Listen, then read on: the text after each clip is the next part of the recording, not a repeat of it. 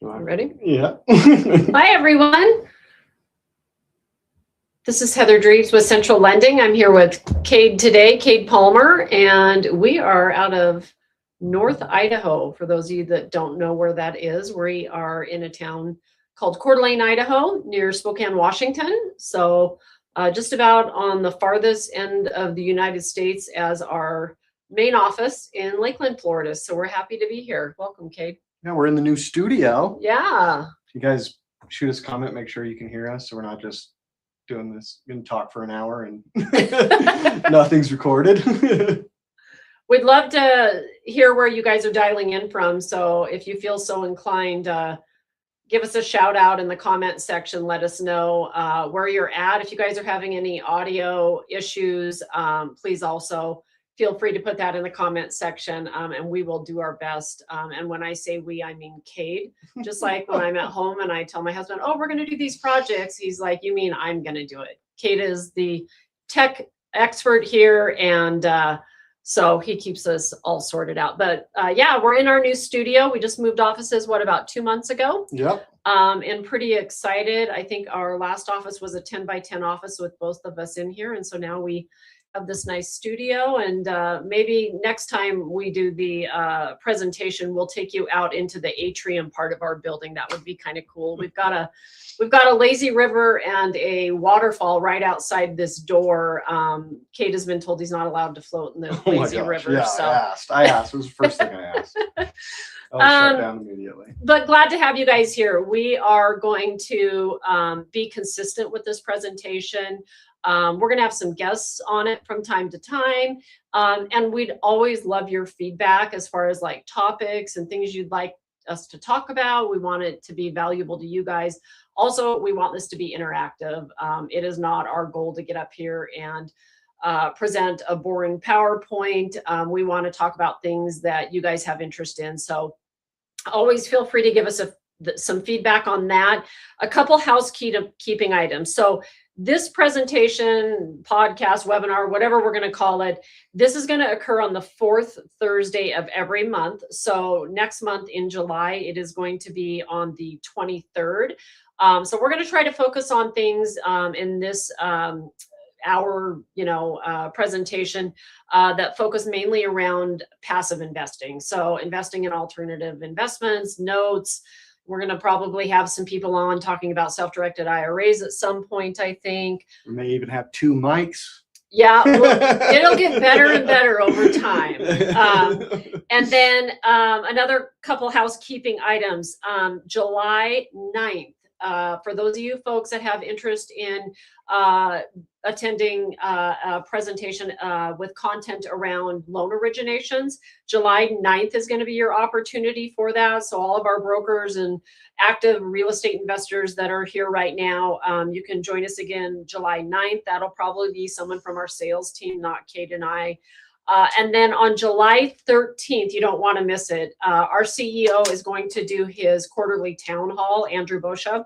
So you will get information about registering for that, but I just kind of want to give you guys the heads up that that's kind of coming down the pipeline. So happy to be here. We are going to talk about really all things involving debt funds. That's kind of our expertise. That's the world that Kade and I live in, managing debt funds, working with investors that are looking to passively invest in debt funds. We've got some questions we've already been presented with from some investors. So I'm going to let Kade take it away, and we're going to keep this short for you guys. We know it's much later than it is our time, so we want to be mindful of that. So yeah, it's all yours. Guys, if you're listening and you don't want to put your question in live, or you think of one after, you can always shoot us an email at investorrelations@centrallending.com. With your questions for the next one. Some of the questions we'll go through at the end of it are people that had submitted that maybe thought of a question after the fact and wanted to ask. So we're always happy to touch on it, even if we're talking about kind of a different subject. But so the title of this is what every debt fund investor needs to hear. So what would you say your initial questions are when approaching a debt fund? I think first, before talking about like the questions people should be asking, they should understand what a debt fund actually is, because we get a lot of investors that are like, I heard I should be investing in a debt fund, and they have no idea what it actually is. So I think that's a good place to start. Probably be a good place Yeah. to start. And there's a lot of different kinds of debt funds, right? So a debt fund is typically a bunch of investors investing into one entity. So our particular fund is set up as an LLC. So these passive investors have invested money into the fund per se. You can come in sometimes as what we call an equity member, where you are part owner, you're a limited partner in that fund. You don't get to make decisions. Usually there's a manager. So Central Lending, for example, manages our fund. So Central Lending makes the decisions on, the loans that we originate, how we service them, all that kind of stuff. So it is truly passive for a limited partner investor. But the assets that are held in the fund that are creating profit for the fund is debt. So it can be lots of different debt. Ours in particular at Central Lending is debt against real estate. So we lend money to other real estate investors. So what we don't do is we're not going to go lend to your Aunt Sally who's going to live in a house. We don't do owner occupied, but we lend against real estate. That real estate is securing that loan. It's no different than if you have a mortgage, your bank has probably gave you a loan and put a lien on your house. That's what we do. And the reason I say to understand what kind of a debt fund you're in, I've heard of funds that lend money on cars. Yeah. I've heard of funds that lend money on receivables. Yep. Merchant loans. Yep. I've heard of funds that are debt funds against real estate, but they don't originate their own real estate. So they're out buying other people's loans. For example, they could come to Central Lending and buy our paper from us. Mm-hmm. So, let's be specific about what we do at Central Lending, right? We originate the paper, mm-hmm. We underwrite it, we process it, we do our due diligence on the borrower, the asset that's backing it. If there is, for example, a lot of our borrowers are rehabbing properties. Mm-hmm. So, there may be rehab funds involved. So that kind of backs into the questions you should be asking. One, I think you better understand what kind of a debt fund you're investing in. What kind of debt it actually is. It's not to say that one type of debt is better or a better strategy than the other one, but there are all those different types. Like the receivables was one I didn't even know existed as something you could invest in. But I guess that's the most important place to start, is actually what kind of debt you're investing in and I what think the asset is. Understanding that should give you the ability to understand what the risk is, because the risk in debt is somebody might not pay, whether mm-hmm. it's a car loan, a receivable loan, a real estate loan. And as an investor, you should understand what the recourse is. Like, how is Central Lending going to protect my capital? And so understanding what that lender has as recourse on the debt they are investing in is really important, right? So the first question shouldn't be the rate of return. No. Although that seems to be the first thing people ask Kade and I when we talk to investors is, well, how much of a return can I get on my capital? I think honestly, you should be asking, is my capital at risk of being lost? Yeah. How are you protecting my capital? I personally don't think it should. I mean, obviously rates and returns are important in an investment strategy and when you're looking at your portfolio. But first and foremost, I would want to make sure that whoever I'm investing in is protecting my capital and I'm not at risk of losing capital. Mm-hmm. So that would probably be the first question that I think investors should ask. Yeah, which is a great segue, what follows? Where would you go first after the asset? Do you go risk? Do you go redemption, or do you go to the operator? In your due diligence process, when you're kind of sizing up a debt fund, where do you go first? Well, I mean, you and I talk about this all the time. I'm like, the asset is important, right? Like, what am I investing in? But I think as important is, who am I investing with? Like, at the end of the day, there's risk in any investment you make. And I'm here to tell you, if some financial advisor or stockbroker is telling you there's no risk, they're probably not being honest with you.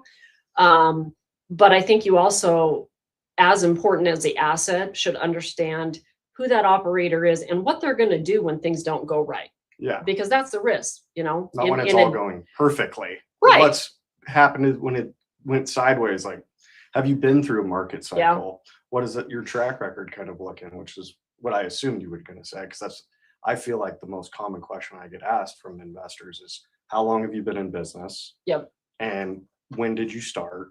And what did the main one I get as far as isn't so much market cycles is what did you do during COVID?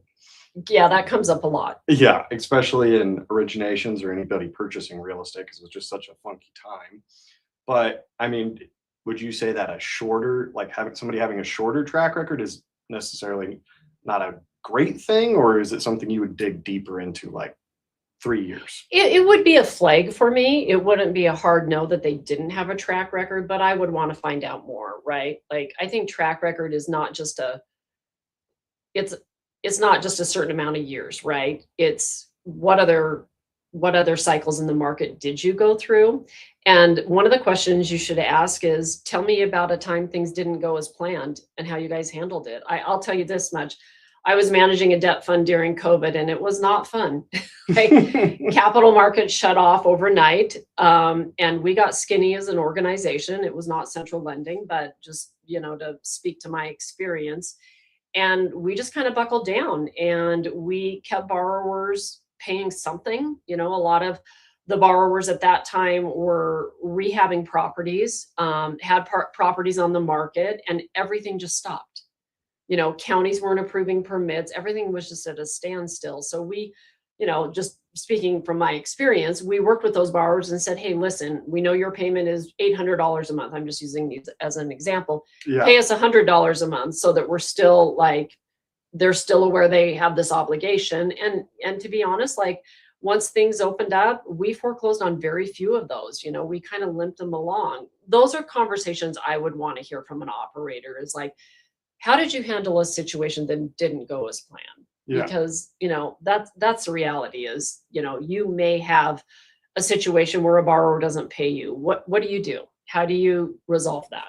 So then would you say after, looking into their track record, are you going to the operator themselves infrastructure, kind of what they have set up, and Yeah, if they're able to handle their area and the I asset class they think invest in? a couple things with operators is there a single point of failure? I get that asked a lot recently, and I think that's a great question, is what is the succession plan?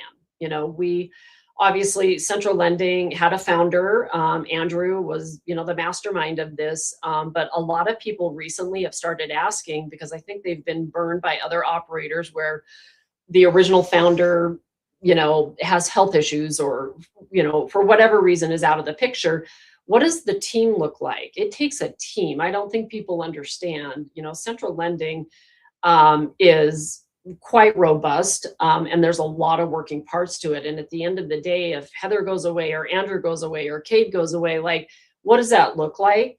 Do the doors stay open? Is someone going to continue to be there to manage these assets? So I think understanding the operator and their organization is really important, and what kind of plans do they have in place in the event that something were to happen to a key player of that organization is really important. So, well, what would that look like? What is a plan? Because I've heard of things all over the place, almost laid out, here is the succession plan. If this happened, this would happen. This person would do this. Or is it you just end it? It doesn't have to be central lending specific, right. But in general, what would an investor say? Oh, that makes sense. That's a good plan if the key person disappeared. Yeah, I think understanding what other team members are involved in the day-to-day that keeps those doors open. For example, is one person doing all the underwriting, the processing, the originations, servicing the debt, doing REO management if you were to have to foreclose on something, and investor relations. That's just near impossible unless you're managing $1 million, right? Yeah. And so I think really understanding how that organization is set up with those different departments, if they actually have those, is important. It's not to say that having a small organization isn't a bad thing, but if you're doing $150 million in loan originations and servicing $500 or 500 loans, it's unlikely one person's doing that. Yeah. Right. Realistically. Right. But I think also having that hard conversation, like if something were to happen to one of those key players, would central lending stay open? Would they, or if they decided to wind down, what does that look like? How does that work? So I just think having those hard conversations, because those aren't the conversations you want to have after you make an investment. And so I've told you this before, Kade. I think it's as important to know and like who you're investing with as much as what you're investing in. And at the end of the day, I think what investors want to know is, when they're having heartburn or worried about their investment, or the market is changing, which I don't have a crystal ball. I don't know what the market's going to look like in 6 months. I mean, we all have a general idea, but at the end of the day, I think what people want to know is they can call Kate or Heather or Andrew, and we're going to pick up the phone, whether it's good news or bad news, and we're going to keep everybody, updated and transparent. Yeah, and I think that kind of comes down to how the operator is set up to handle operations as well. Because as you said, that amount of loans, it's not a single point of failure, right. But having that plan and having the investors be like, okay, here is our process to what would happen would be a good question for somebody to ask that was vetting a fund. Does this even exist? Are you investing in a guy, one horse, like it's all on this guy? What does that look like for them and your risk profile? Not to say that those guys don't exist that aren't good operators. Yeah. But it is, a question of security and like, what does this look like if this guy disappears? I also think asking, this is something that's came up recently. There's been a lot of disruption in the alternative investment world with syndications and things. And I think understanding what that operator has done in their past as far as the particular type of asset, because I know operators that were really heavy in residential, and then they started raising a lot of money and they needed to deploy it. So then they started dipping their toes in commercial, and then they try to be everything for everybody. I would really focus on an operator that just hones in on their skill, and if residential lending is your expertise, they stay in their lane. It's not to say you can't do other things. But I think that sometimes operators, it's a balancing act, right? You're either raising a bunch of money and now you got to deploy it and get it out there working, or you've got a lot of opportunity, but you don't have enough money, right? And so I think sometimes when operators are really good at capital raising, they kind of forget about the fact that they've got to get that lent out there, or at least invested in something making money, and they start to go with that outside of their lane and get in a little bit of trouble. So I would ask, hey, if you're managing a debt fund, what kind of debt is it? Is it residential? Is it commercial? Are you lending on self-storage? Is it car washes? And what's your track record like with that? Have you lent on this kind of an asset? We do that with our borrowers. Yeah. We got a guy that lives in Michigan and we've done a ton of deals. Now, all of a sudden he's investing in Florida. That's a big red flag. Like, how are you going to manage this? I think how we do our due diligence on our borrowers is exactly what people should be asking operators as well. And that's kind of segues here, because we talk about the operator, and then knowing who the operator, what you're investing in is important, the strategy behind that. But at the end of the day, it's people's money, right? So like we talked about, the first initial question is always rate, minimum investment. But then the important question kind of goes into, what is a redemption period look like? What does a lockup period look like? Are they front loading the interest, or are they going to pay it all out when they pay you off? What would you say something that sticks out as a positive thing on a redemption track record with an operator that people should ask? Yeah. So just for clarification, a lot of funds similar to this have a tie-up period. That is the downside to this type of an investment, right? Is the liquidity. You invest, you are expected to stay in for the tie-up period. Ours is 12 months. A lot of them are 12. I've heard of them anywhere from 12 months to 5 years, right? And there's typically caveat or language in the PPM, that you may or may not be able to get out before your your tie-up period has matured. It's usually going to cost you, right? But one of the questions I think investors should ask an operator is, have you ever gated redemptions? Has anybody ever came to you in the lifetime that you've been managing funds and you've said, sorry, we can't get your money out? Because all funds have language in there that it's at the fund's discretion. I mean, and a responsible fund manager will make decisions on behalf of the fund that are in the best interest of the fund. Obviously, nobody wants to tie up anybody's money, and there are times when gating redemptions makes sense in the benefit of the fund, but it's important to know, have they ever done that? And if they have done that and said, hey, we can't get you your money out, why? Exactly. Not just yes or no, like, why did you do that? Yeah, it's not to say like, because there's like, as we talked about, there's so many different investments, Right. which require different lockup periods for what the asset is. I think, a great place an investor would start is there clearly defined redemption Yes. terms and processes? And then follow up with, has anybody ever requested their capital back? And you said no. Right. Why or why not? Mhm. Not to say that's an instant stop, but it's definitely something where I would say, okay, if they did gate distributions, what did that look like? And then kind of comes to the next question on one of my red flags that I would say is, okay, you did gate redemptions. Mhm. Why? They will tell you the answer, hopefully. And then should follow up with, are your financials audited? Mhm. And then if so, can I see them during the process where your distributions were, Yeah. your redemptions were gated? What does that look like? I mean, how important would you say audited financials, or just even a fund providing financials are? I think they're both important. I mean, I'm actually pretty surprised at how many people have told me about an experience with an operator they've been doing due diligence on that have refused to provide financials. And that's just shocking to me. First of all, and I didn't even say this at the beginning, but I think one of the things to empower investors, when you guys are doing your due diligence on any investment, I think you have to have a list. Like, maybe it's 3 to 5 things that are a hard no for you. Because I think that's almost even harder than saying yes. Is what are the things that I'm an absolute, like, this is a non-negotiable. And I think the inability or unwillingness of an operator to provide financials from a fund would be a huge hard no for me.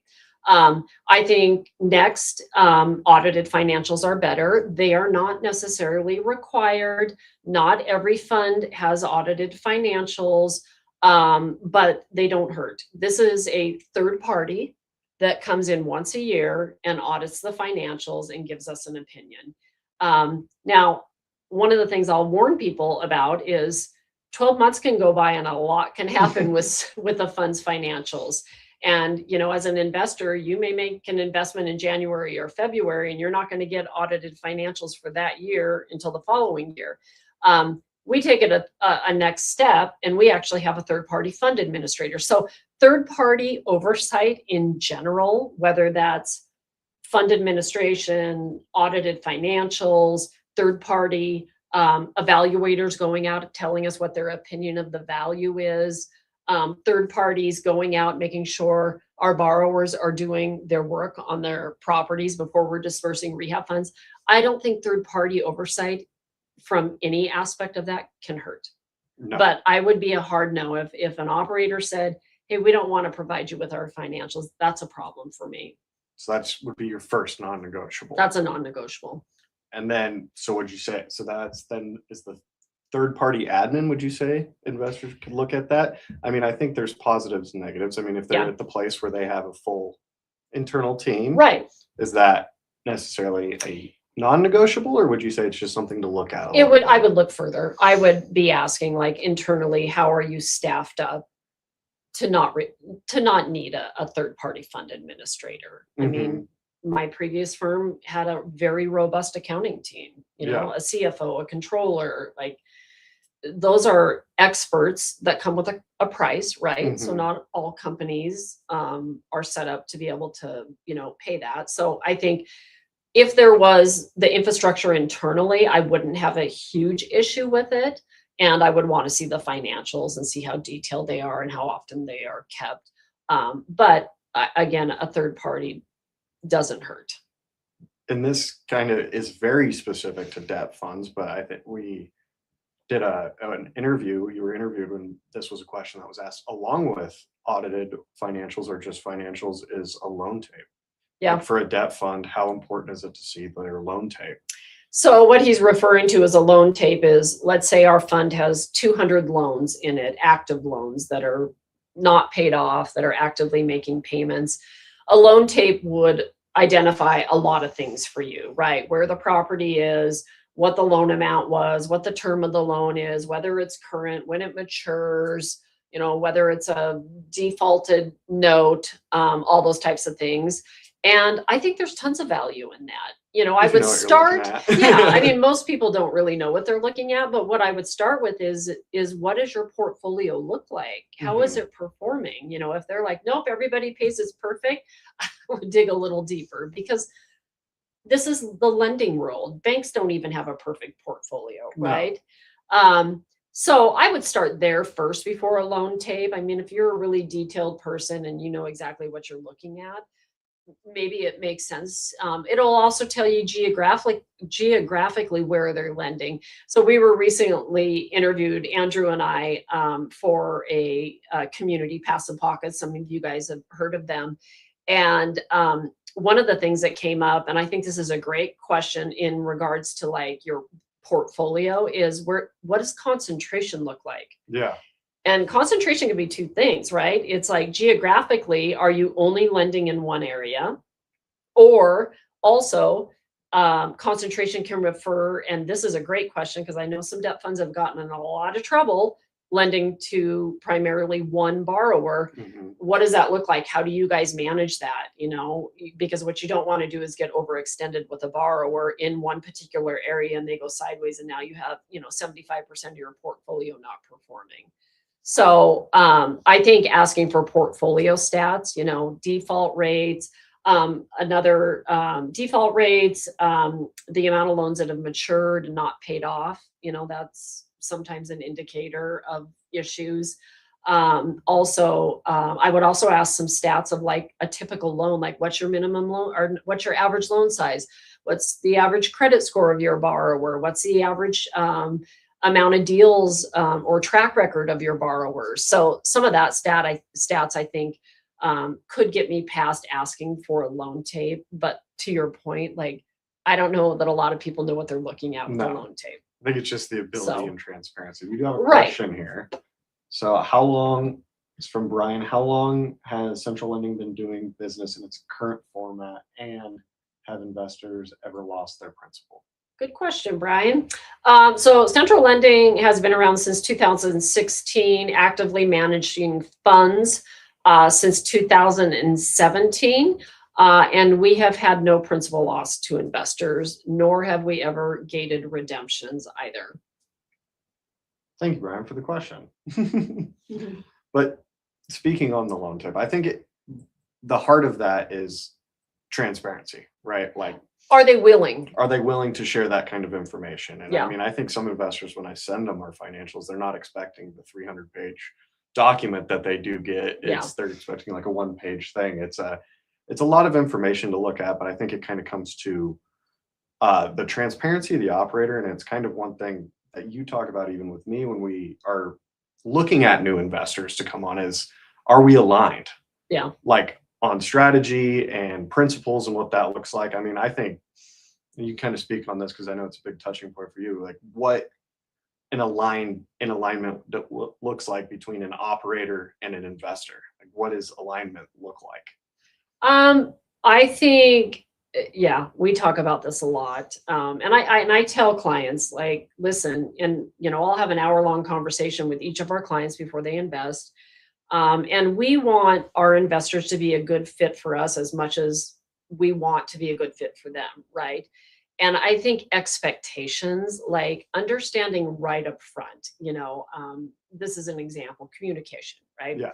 I've had clients come to me and say, hey, I made an investment with Joe Schmo and I haven't heard from him for 12 months. It's like, well, did you ask them how often they report, how often they communicate with you?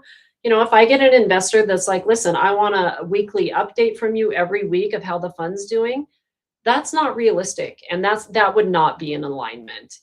I think a lot of people get really focused on, well, it's all about returns. You know, I want 20% returns. That's not us. Just so we're clear, like we're not super exciting and sexy. We're a boring fund, but we're a consistent fund. Yeah. And so I think the biggest place that there is a miss on alignment is with communication and reporting. I hear that often, like, you know, hey, I invested with these guys. I haven't heard from them for 12 months. And now I'm finding out they only give an annual report and I expect it every month. That's not an alignment, you know? And so I think having that hard conversation, like, what are your expectations of us? How often do you need to hear from us? I mean, I think we over communicate. But I think that's a big one, you know. And then at the end of the day, too, hey, if things don't go as planned, am I going to hear from you guys? You know, we report, you know, some of our investors get paid monthly, some reinvest monthly. They get statements every month. We do the town hall every month or every quarter. Plus, Andrew goes over the fund's financials in a video every quarter. And we are more than happy to provide financials at any given time, not just before they invest. Like if they call us up. I do usually lead with the video because Andrew has a good way of explaining it. Yeah. For you guys that are data driven, Andrew does a great job breaking down the financials. But I think, you know what I mean? Like if someone expects to hear from me, like me reaching out to them every week on a weekly basis, how the fund's doing. And I've had those people, like, that's just not realistic. But what I can tell you is if they call me or Kade or email us, we do our best humanly possible to get right back to you. So I think alignment is just a lot of communication. And then I think having that hard conversation, like, what would happen if 50% of your portfolio didn't perform? How does that affect returns? Am I at risk of losing my money? You know, it's just, I think just with the willingness to have those hard conversations and not just talk about how great we are and how everything's roses. Yeah. What's the absolute worst case scenario? Yes. And what that goes on. The black swan, as everybody refers to it. Yeah. Well, that's how I refer to it. Like, what happens if 90% of your portfolio stops performing? Right. It's like, well, here's what happens. But aligned with your goals and those non-negotiables, like creating the non-negotiables, in my opinion, from an investor standpoint, is important before even approaching an operator. Yeah. Because you can kind of get shiny object syndrome with Yes. operators, and you can overlook non-negotiables if you've never actually said it. This is what I want to invest in. And analysis paralysis. I That's mean, the other side. I love these communities out there because they are passionate about educating investors. And so I do appreciate that. But I also see those people that get in on all these webinars and podcasts, and they are, you know, hell-bent that they're going to go make investments in alternative investments. And they're talking to 20 different operators, but they haven't even sat down and actually figured out what they're trying to accomplish. So some of the things I tell, you know, clients is, listen, love that you have interest in us, but right now you can't even answer what you're trying to accomplish. You know, are you trying to accomplish cash flow? Is it a long-term investment strategy? Another big one is, what are your liquidity events coming up?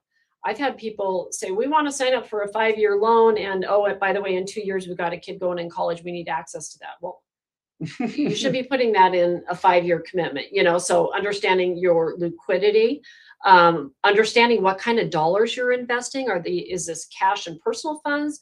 Are these IRA dollars? That can dictate where you put it. And so I think, like, especially the couples that I talk to, like, I almost insist on them both getting on the phone call. I rarely will talk to just one of them. If I do, then I want to have a follow-up with the other one. Because I think they need to be on the same page. So sitting down, you know, writing down your strategy, what kind of dollars you're trying to invest, what your liquidity needs are in the future, and then what your hard no's are. Like, listen, you won't give me financials. Great. Nice talking to you. I'm going to move on to the next one. Otherwise, you will analyze 20 of these and never be able to make a decision. And then I think also asking for referrals is a big one. Yeah. Can you actually connect me with somebody who's done business with you? Because we can sit here and tell you how awesome everything is and be transparent, even about the bad, but nobody's going to know Yeah. as well as somebody who's actually invested with us. Somebody sent me that in to talk about today because I think people are afraid to ask that. Yeah. And I don't think you should ever be afraid to ask an operator for referrals of other limited partners that are already invested with them. Yes. And we don't have a list because I know there's a few investors. We don't just have a list of your contact information we send out. I do ask before I give a referral to anyone, even if it's a repeat guy that I've given out. I want to ask every time, tell them this is the person who's contacting them. Yes. But we are happy to do that. I'm not going to do it immediately. I have to reach out to the client, but just because we do have some investors on this call, we don't just throw your contact information out. You will be contacted for a referral. Rain asked if we work with new investors. We do. We work with new investors. Currently, right now, Central Lending only has the ability to allow accredited investors into our fund. So you do have to qualify through the SEC standards. But yes, we do work with new investors. I think we do a really good job with new investors, educating them and just having those hard conversations. But yeah, absolutely. Kind of goes back to what you said. It's kind of boring. There's no fancy language. We're not, here to tell you we're going to give you 20% returns on a car wash. That's not who we are. We're pretty vanilla. We're a debt fund. But if you're looking, I believe, if you're looking for consistent cash flow or you're looking for the ability to reinvest and compound on a monthly basis, we have a great option for that. Back to referrals. I'm curious about your take on this. What would you advise somebody to ask a referral? What do you mean? Oh, like as an investor? Yeah. What has been, I think my initial start is what is your overall feedback on the company? Like just a general, what is your overall feedback? And then from there, I would go to the individual person who you spoke to. Like, how often do you interact with, if it was somebody who contacted me, I give them, how often do you interact with Kade? Like, did he just take your investment and then, you're never heard from him? Never heard from him again. You're at a general email. What does that look like? How have they paid? Yeah. Not like how good is the return? How have they paid? If you sign up as a note holder, do they actually pay you monthly, or what does that look like? Yeah. And then what is the line of communication you have with the person who initially took your money? And then I guess the next one is kind of just, do you have a relationship with this person? Is it just your standard, yep, I invested, I'll email him? Or do you feel like you could call this person or text this person about your money? So that's where I would start. I would go more on the personal side first. Like, what's your, because it kind of goes into like my non-negotiables is I want to like the person I'm investing in with. I want to, not be afraid to have a conversation with them, good or bad, or just catching up. I mean, I have a lot of clients who just call me to talk, which is great. Not as great during business hours, but I'm happy to do it. But I think starting off on the personal side and then going into the numbers, like, do they pay you when they say? Yeah. They do all of that. Do they do the things that they told you they were going to do before you made the investment? Yeah. After you made the investment? That was one I had. I also had, is there anything you wished you would have asked them before you made the investment that you didn't? Well, that's a good question. I know. I liked that one. And then if you had a redemption, how was that handled? Was it handled timely? Did they hassle you about asking for your money back? And then another big one was the reporting that they told you they would do, did they live up to those expectations? If they said they were providing quarterly, did they actually do that? Yes. Because I think there's a lot of investments out there and they tell you what you want to hear. And, it kind of boils down to, they actually follow through and do what they said they were going to do. I mean, I was going to ask, because I know I said we ask every time, but I always have like a few guys that I give out as referrals, but then I like going to the new people I maybe haven't talked to and saying, would you mind giving me a referral? And it's always like, it kind of seems like they get excited to talk about it, which I think is fun, even when they good, bad, or ugly. I know they're going to be honest, but I think, as you said, the redemptions is a big one if they had one. I mean, I'm happy. I try and include in my referrals somebody who has had a liquidity event. Right. Maybe they haven't taken all their money out. I'm not going to send somebody there because they're not getting the current experience or whatever. But that has taken money on, what that looked like for them. Well, and I think the power in being in some of these communities too. Oh yeah. We deal with a lot of clients in some probably 3 to 5 different communities, and there's power in numbers, right? Like ask your colleagues and friends and family that, there's no better information you can get than someone that's already invested with them. So I think, searching in some of those communities, there's power in that. But yeah, I think referrals are super powerful, and I personally don't think investors should be afraid to ask that. I'm looking at making an investment, my husband and I know this operator and I've known him for years, and I'm still asking for referrals because I'm just like, it's a lot of money, and you work hard, and, investors save up their money over time, and you don't want to lose it, right? And this is an operator I've been in a room with 100 times, and I'm still asking, like, how was your experience? Did they do everything they said they were going to do? So I don't think you can, do too much due diligence, I guess is my point. No, I don't think there's such a thing as too much. Joe Right. says I was new. We love you, Joe. So we kind of got 20 minutes here. I don't know if you had any questions that you got submitted, but I have a couple. Yeah, you go first. I've got a few too.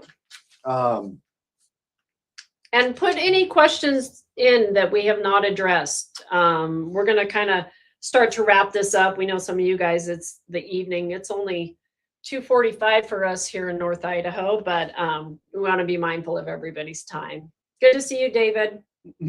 So I did snag a couple of questions Okay. from that interview that we talked about, just because I thought they were good questions, and to hear you kind of touch on them again. So one of them I thought was a great question is how do you protect against losses across your portfolio? How can you possibly know all those markets, those local markets across 31 states? Yeah, and this goes back to the concentration topic I brought up. And it's interesting because, this is the world I live in, is this debt fund that we lend in multiple areas of the United States. We're not in every state, but we are in more than one location. And I always looked at it like I would prefer to be in a debt fund that was in multiple areas, so that in the event that a market had a big decline, you were more diversified, right? But these people that were interviewing us had concerns about that. And I always looked at it like, I don't want to be with an operator in a debt fund that only lends in Baltimore, right? That market doesn't do well. All the assets are there. They're not diversified. But to their point, they're like, how do you manage that, right? How do you know values in all these different areas? How do you, from a servicing perspective, manage that? And I think for us at Central Lending, there's a lot of processes in place to mitigate risk, right? One, when we're underwriting the file, we are getting third-party valuations, and it doesn't necessarily mean we get a valuation and we just accept that value, right? We're looking at that saying, hey, this is just somebody's opinion of the value. Do we agree with this? Does this make sense? So I think, third-party valuations, we do a lot with AI. We're in a lot of areas, like we lend in Michigan. Andrew's from Michigan. He understands that market, or, hey, we're active in certain markets in the Texas area because we have boots on the ground there. So I think, trying to understand how that operator evaluates that asset to understand what the value is part of it. Also looking at, do we have, active borrowers in that market? That's a big one. Are we lending to people that live in California that have never invested in anything and now they're buying 10 properties in Ohio? Doing our due diligence on that borrower, how they're set up for success. Doesn't mean we won't lend to someone that's a remote borrower, but that's something we're probably going to look at a little closer, is like, hey, how are you going to manage this? I actually looked at a file today. And I'll tell you, it is not the nicest looking property. And I believe it was out of Baltimore, which a lot of people are like, oh God, I want to lend in Baltimore. But upon further review, I realized this guy owns like 20 some properties in the same exact area in Baltimore.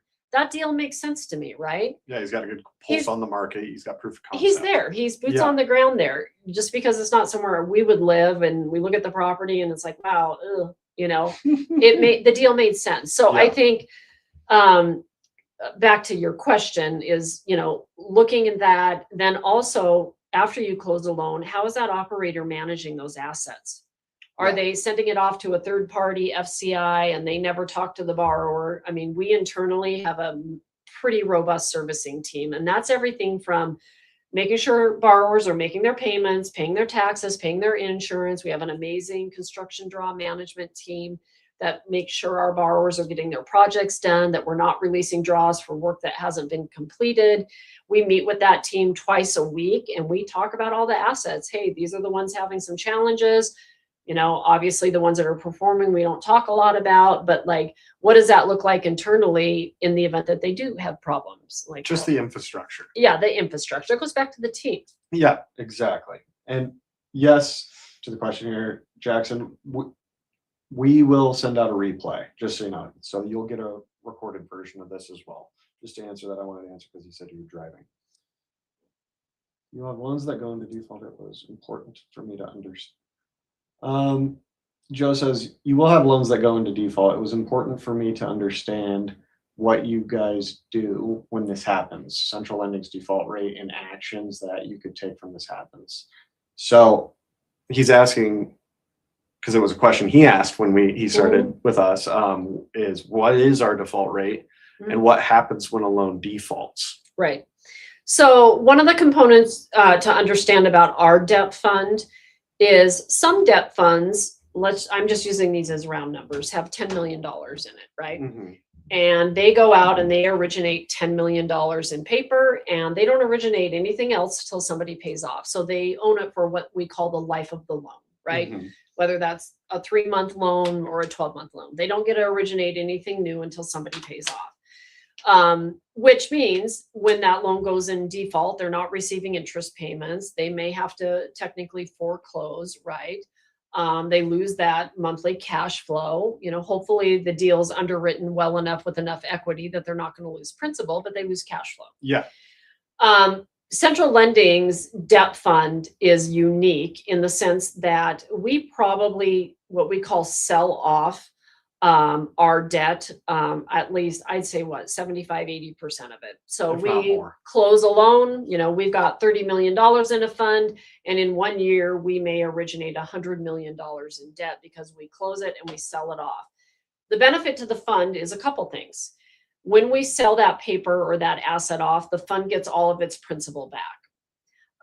And so we have now sold the risk off. It's not our goal that asset loses money, but if for some unforeseen reason that loan defaulted, the new owner of that paper has to take it back and they potentially lose money, which doesn't typically happen, but I'm just talking worst case.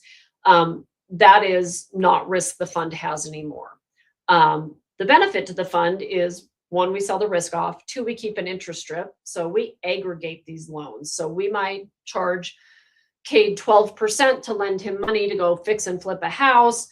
We lend him $100,000. I sell that $100,000 note to Wall Street Capital. And I tell them, you now own the first lien on it, but we're only going to pay you 10%, and the fund's still going to get that 2% interest strip. So we're aggregating it just like banks do. This paper is traded over and over and over. We talked about this at our summit. It's like crazy.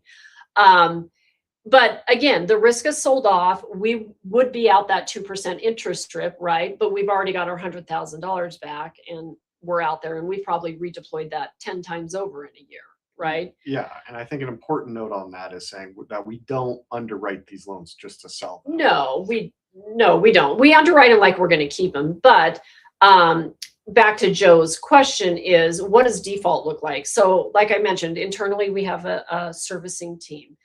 Once a borrower hits a 30-day late mark, we're getting a little itchy, and we communicate with them right after their 10-day grace period. Like, they are expected to make a payment, but, again, you can't force them to do it sometimes. Mm-hmm. But at about 45 days late, if it's an asset we own, we would probably initiate foreclosure, especially if there's no communication from the borrower. It is on a case-by-case situation. If a borrower is communicating with us and they're having some challenges, that's a whole nother story. We are not a loan-to-own company. But like I said, we sell these assets off. So it's really up to the note holder what they want to do. We will coordinate it and orchestrate whatever they want. If they want to foreclose, we'll go find an attorney for them.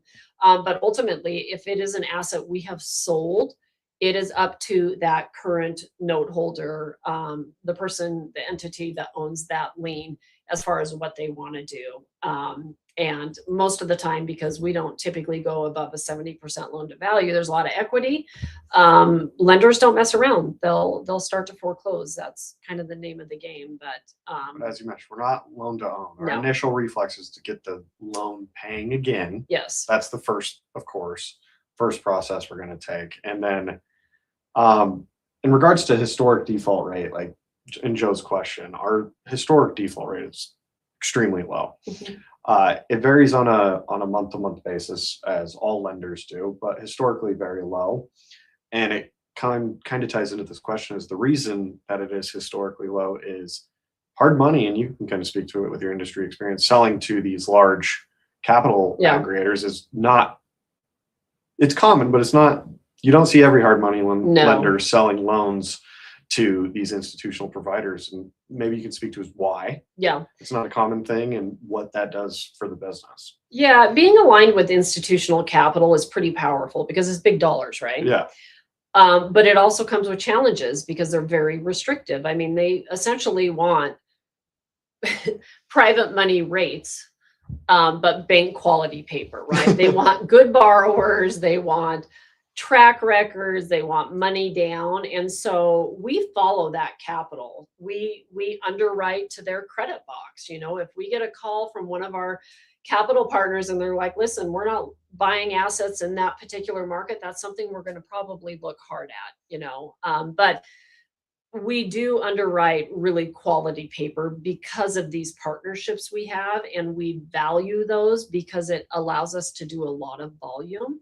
And the benefit to being in a fund that does a lot of volume is there's a lot of profit to be made, right? Mhm. You, instead of saying, hey, we can only fund $10 million in paper until somebody pays off, we can't fund anything else. When you have strategic partners like institutional capital and they're buying $5 million a month off of your portfolio, you can do a lot of volume, and the fund ultimately makes more money, and ultimately the investors make more money, right? So, but it does come with the challenges, you know, as a borrower or a broker or, you know, an underwriting team, they are more restrictive with their guidelines. They want money. They want to see people coming in with skin in the game. That's huge. Like, I'm just going to tell you, I've been in this industry a long time, and I can almost assure you that most of the loans I've ever dealt with that went in default and ended up in some kind of a foreclosure situation was because they did not have skin in the game.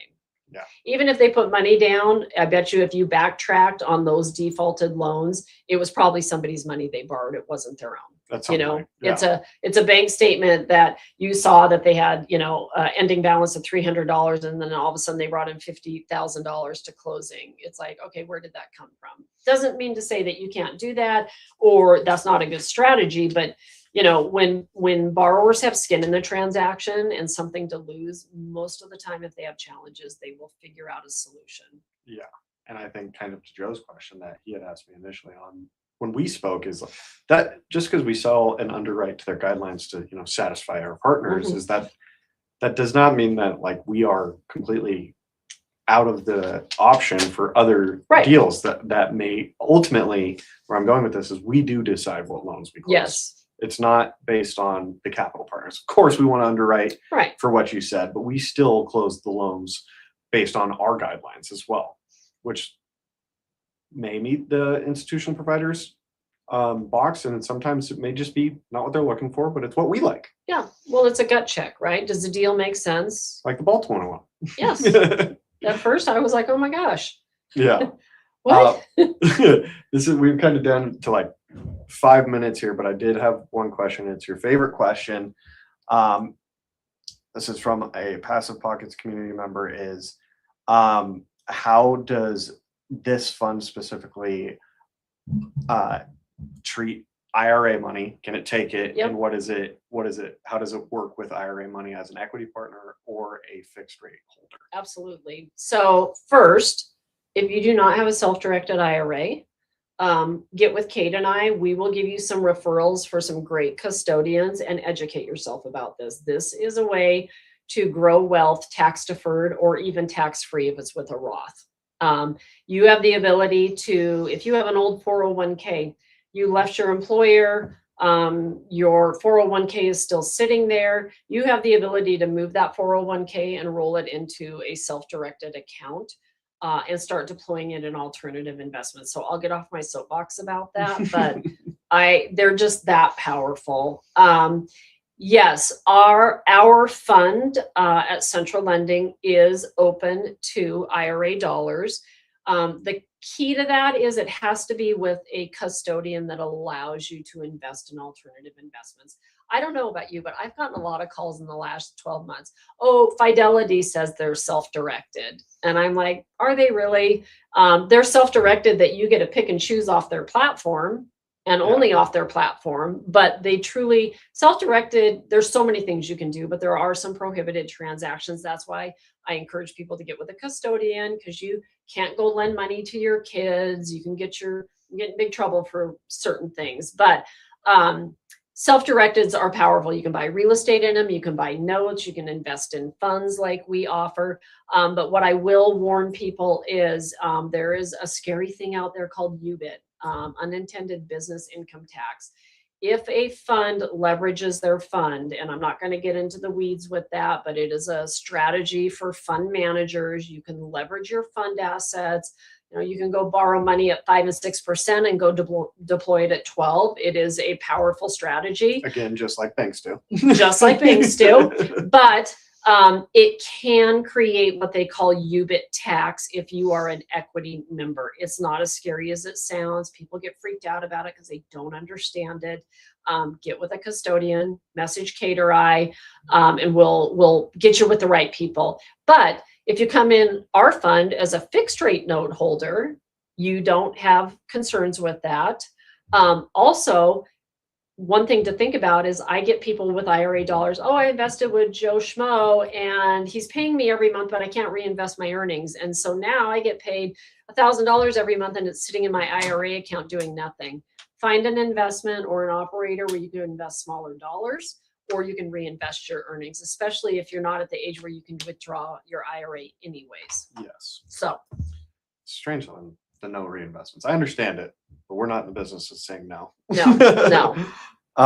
But we got 2 minutes till we're to an hour. So I guess kind of wrapped up with, the takeaways, put a bow on it, is your non-negotiables that you would say a good place to start with is aligned with your goals and your non-negotiables. An operator will address due diligence questions openly, and instead of kind of deflecting, open to referrals without hesitation. Yep.